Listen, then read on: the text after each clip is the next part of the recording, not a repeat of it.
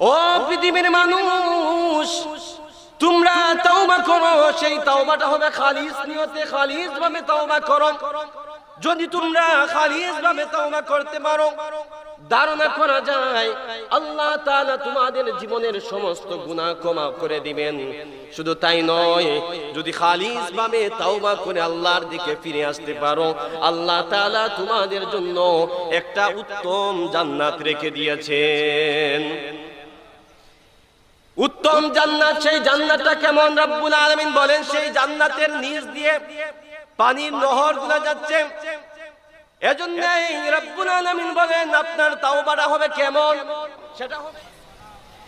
ইন্নাল হামদালিল্লাহিল আকরামিল্লাযী খালাকাল ইনসানা ওয়া কাররামা ওয়া 'আল্লামাহু মিনাল বায়ানি মা লাম ইয়া'লাম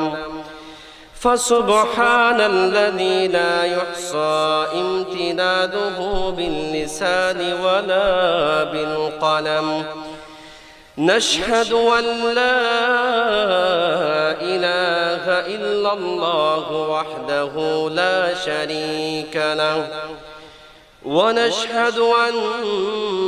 سيدنا وسندنا وحبيبنا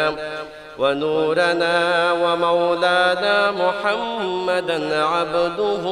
ورسوله فقد قال الله تعالى في كلامه المجيد والفرقانه الحميد সকলেই পড়ুন আউযু বিল্লাহি মিনাশ শাইতানির রাজীম বিসমিল্লাহির রাহমানির রাহিম ইয়া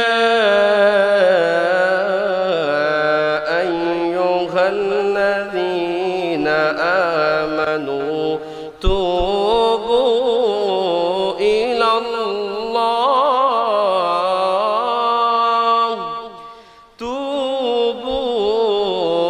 ইলাল্লাহি তাওবাতান নাসুহা আল্লাহু আকবার বিসমিল্লাহির রাহমানির